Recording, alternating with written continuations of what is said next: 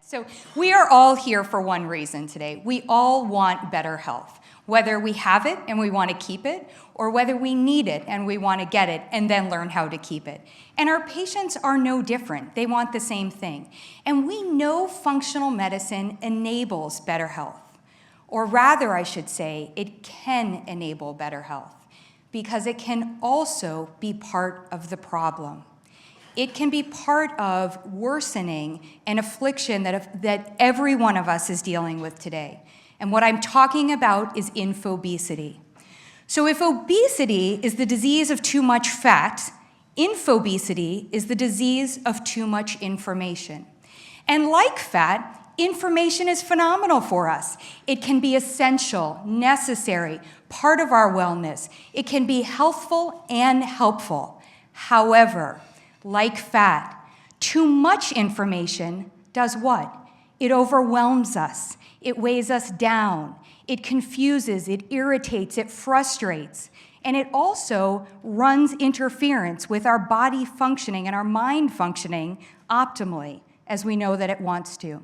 So in order for functional medicine to enable better health for all, it has to combat INFObesity.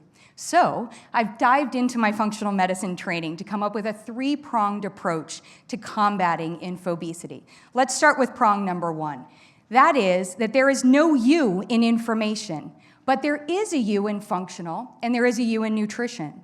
The you in functional, we all know. We start right off with our patient. We want to know, who are you right now? We need to personalize our information.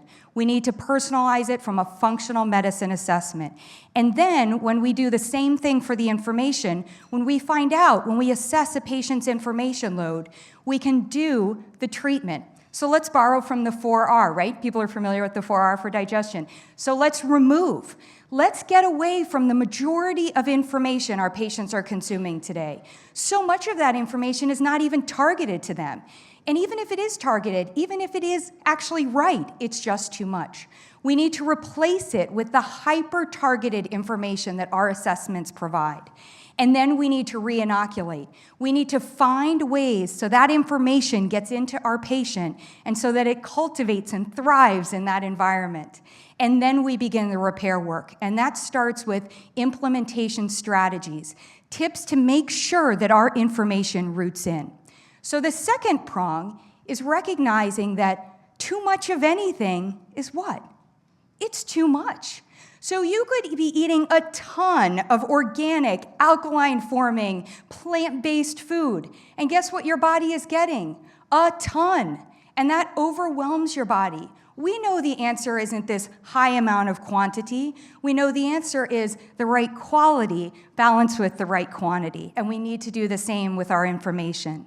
So we need to vet our own prescription of information. We may have so much compelling information about our patients from our assessment, but we have to vet that. And so too, if you have a social media audience, you must do the same. Because even more so than your INFObese patient, your INFObese social media audience is encountering you at that moment with so much other information. You must clear through it. And so the third prong is that recognition that we know information does not lead to action. If it did, we wouldn't have smokers, we wouldn't have drunk drivers. If information could enable behavior change, we would have a healthier country. But we know it actually prevents behavior change most of the time.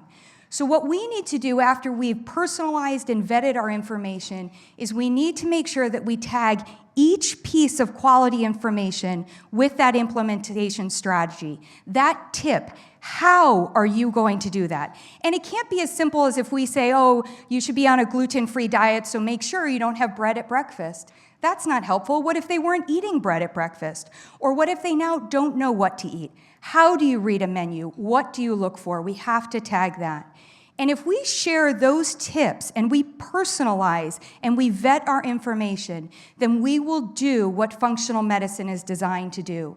And that is to enable better health for all by combating INFObesity.